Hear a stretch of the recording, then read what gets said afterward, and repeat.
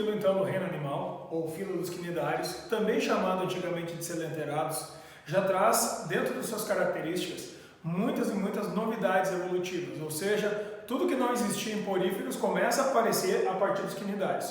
Então, lembrem que lá nos poríferos nós tínhamos animais que eram chamados de parazoários, porque eles ainda não eram animais completos, não tinham tecidos. A partir de agora, vai começar a aparecer tecidos e sistemas, mesmo que simples, pequenos, rudimentares, mas começa a aparecer. Então, primeira característica, são os primeiros eumetazoários, que significa os primeiros indivíduos a apresentar um primeiro conjunto de tecidos e sistemas. Entre esses, a gente tem um bem importante, dois na verdade, o nervoso e o muscular. Então a gente pode dizer que são os primeiros também neuromiários, que significa que os primeiros vão ter neurônios e músculo para poder se deslocar. Então isso permite a eles capacidade de natação e até de deslocamento eventualmente.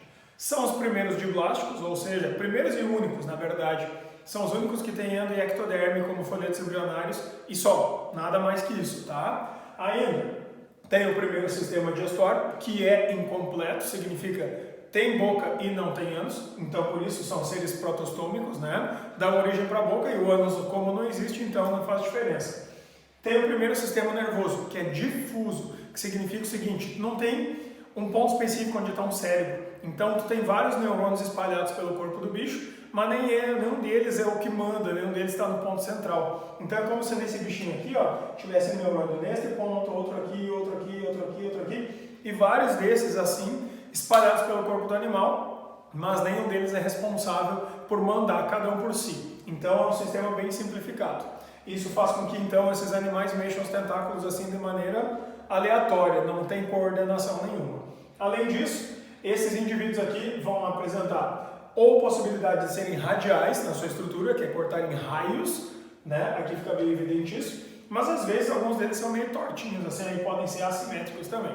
A grande maciça maioria deles vive no mar, tá? São marinhos, mas também tem espécimes de água doce. Então, são seres aquáticos obrigatoriamente. Ainda, eles têm duas formas de vida. Os bentônicos e sésseis, que são os pólipos, aqueles que ficam no fundo do chão, né? No fundo do mar, do rio, e estão grudados. E aqueles de forma de vida livre, que são os medusoides, aqueles que têm capacidade de nadar um pouquinho. Então, para esses indivíduos, existe uma camada externa, derivada da ectoderme, uma camada interna, que vai formar o sistema digestório deles, chamada de cavidade gastrovascular. Entre a camada externa e interna tem uma camada chamada mesogleia, que seria, na verdade, um espaço intermediário onde circulam substâncias, gases, etc. E aí, uma boca entre os tentáculos, por onde o alimento entra. Esses animais, eles podem caçar. Então, os tentáculos normalmente são dotados de células urticantes para queimar peixinho, para pegar algas e outras coisas assim que estejam flutuantes pela água. Então, esses animais já têm vários sistemas, isso é uma coisa bem importante, principalmente se a gente for comparar com poríferos. Além disso, nesse caso aqui, já que nem todos os sistemas estão presentes, algumas coisas são as próprias células que fazem. Então, as funções orgânicas de digestão, respiração e excreção existem. A respiração ainda é feita de célula para o meio, portanto, por difusão. A excreção também, cada célula elimina suas impurezas. Mas o sistema de digestão, ele começa a ter um buraco aqui, que é a cavidade gastrovascular. Ela circula água, mas também faz digestão. Só que ela faz uma coisa muito primitiva. Por isso que o sistema de digestão, sendo incompleto, vai ter duas digestões. Uma que vai ser intracelular e outra que vai ser extracelular. A extracelular acontece nesses buracos aqui. Então, nesse caso, o que cai ali para dentro começa a ser pré-digerido de forma extracelular e depois as células coletam daí ali para dentro, levam cada uma para si um pouquinho de comida onde elas terminam o processo de digestão. Sendo assim, começa a extracelular e termina a intracelular. Lembrem que lá nas esponjas era só intracelular. Então, o que está acontecendo? Nós estamos tirando um peso da responsabilidade um pouco da célula e dando para um tecido ou sistema. Que significa, um sistema maior faz uma função melhor do que uma célula sozinha, tem que fazer todas as atividades. Então, nesse grupo aqui, a digestão é uma coisa bem importante. É importante lembrar que para eles poderem digerir alguma coisa, então, eles precisam coletar comida. Então, existe um tipo de célula que serve para se defender, mas também serve para caçar, que é chamado de quinidócito ou quinidoblasto. Cuidado para não confundir com coanócito, que é uma célula lá das esponjas. Então, nesse caso aqui, células de defesa ou de caça ficam normalmente pelos tentáculos, tanto nos pólipos quanto nas medusas, e aí acabam tendo mais ou menos a seguinte estrutura: é uma célula em forma de bolha voltada para dentro do tentáculo. Tem só uma pelezinha para o lado de fora, um pelinho, chamado cnidocílio. Esse cílio é tipo um gatilho, bateu em cima e ele dispara. Aí, dentro dessa célula, nós temos uma bolha, que é representada pela parte laranja, chamada nematocisto. Essa bolha, ela está cheinha de um líquido urticante, um líquido que queima. Então, quando alguém bate sem querer naquele cílio, esse nematocisto ele é empurrado, ele é expelido e ele explode para o lado de fora. Quando ele explode, ele está ligado com um filamento urticante que tem um canudinho por dentro que esguicha uma substância que queima. Esse é o motivo pelo qual, quando as pessoas vão à praia e tocam na água viva, se queimam. Ou quando alguém pisa no coral e pode acabar inflamando o pé porque corta e libera essa substância que queima. Sendo assim, o que acaba acontecendo é que essa célula, se tocar em um animal de porte mediano para pequeno, ele pode ser fatal. Por isso que as medusas que têm tentáculos mais longos podem eventualmente caçar peixes de porte até relativamente grande.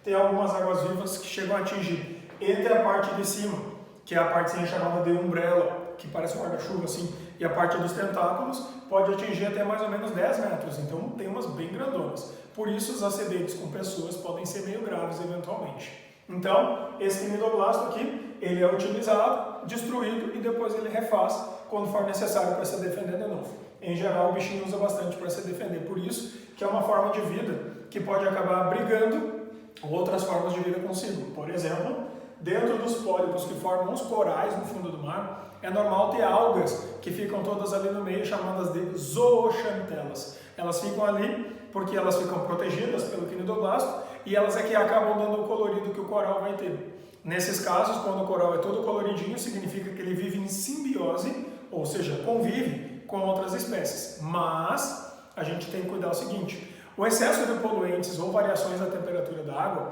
podem levar esse coral a perder essas células, essas zooxantelas, que são algas, e elas morrerem. O coral começa a sofrer um processo de mortalidade e aí a gente chama isso de branqueamento do coral. O bom do coral ser colorido é que um monte de peixinho colorido fica em cima daquele colorido, fica camuflado, fica escondido ali dos predadores maiores. Quando o coral começa a branquear e começa a morrer, fica só o carbonato de cálcio, que é o calcário dele, e aí os peixinhos coloridos começam a ficar aparecendo. Aí tubarão e outros predadores atacam. Então, significa que o branqueamento do coral significa um grande índice de perda de biodiversidade. Não só porque o coral está morrendo, mas também porque esses outros animais que viviam escondidos ali vão acabar morrendo também.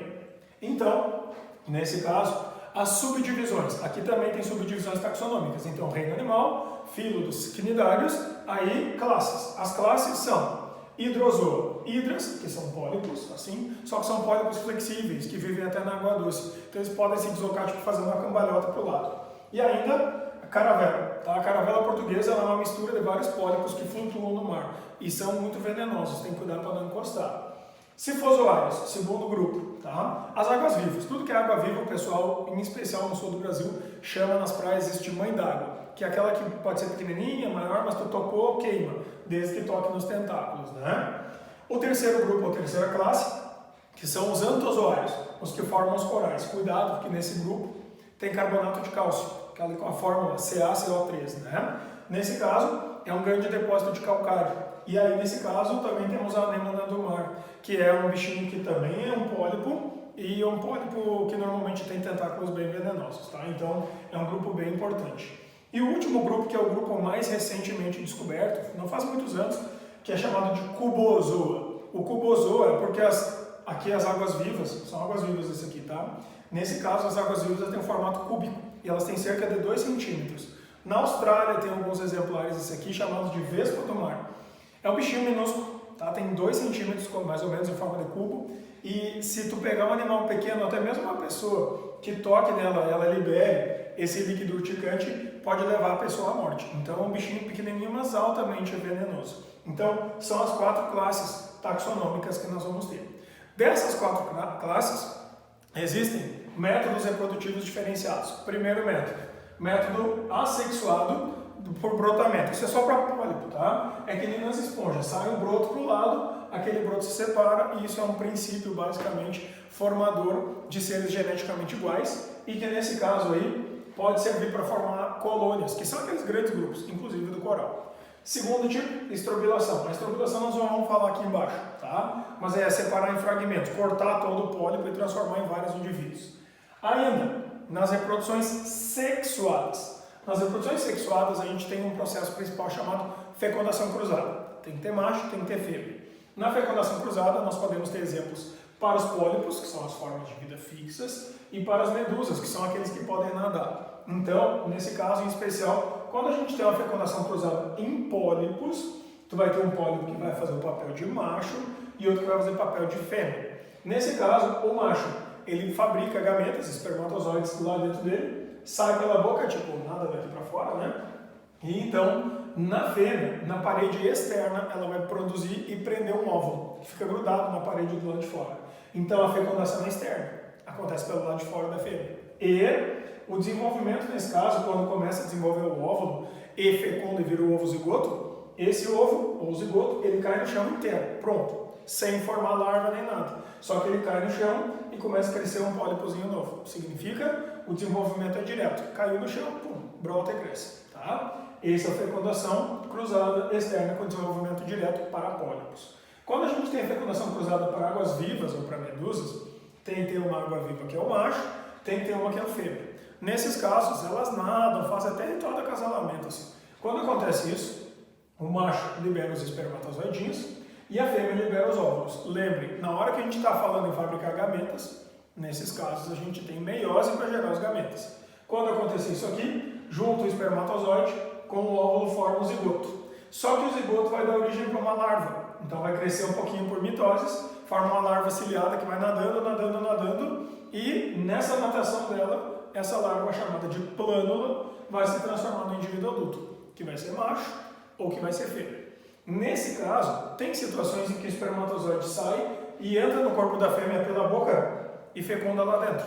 Se acontecer isso, é uma fecundação cruzada com fecundação interna. Se acontecer solto dentro d'água, é fecundação cruzada com fecundação externa. Então aqui ó, pode ser fecundação externa ou interna. Mas o mais certo, aquilo que não tem dúvida, é que sempre vai ter formação de larva. Sempre que tem formação de larva, o desenvolvimento se chama desenvolvimento indireto. Por quê? Zigoto desenvolve um pouquinho, para um pouquinho. Desenvolve mais um pouco e vai até o fim da vida. Quando dá essa pausa, formando o estágio larval, lembrem que o desenvolvimento é indireto. Só que, então, nós temos um terceiro mecanismo de reprodução, que em animais isso é uma exceção. É bem difícil da gente ouvir falar, e nesse caso, vai ser só aqui para os quinidários mesmo. Chama-se metagênese. O que é metagênese? É quando a gente tem, dentro do mesmo ciclo reprodutivo, uma reprodução assexuada, mas também temos uma reprodução sexuada. Tem os dois. Quando acontece isso, então, a gente alterna uma fase de reprodução sexuada com outra assexuada. Por isso, a metagênese também pode ser chamada de alternância de gerações. Em animais isso é exceção, tá? Em planta todas elas fazem, em fungos quase todos eles fazem. Então, é para bicho que é diferente mesmo.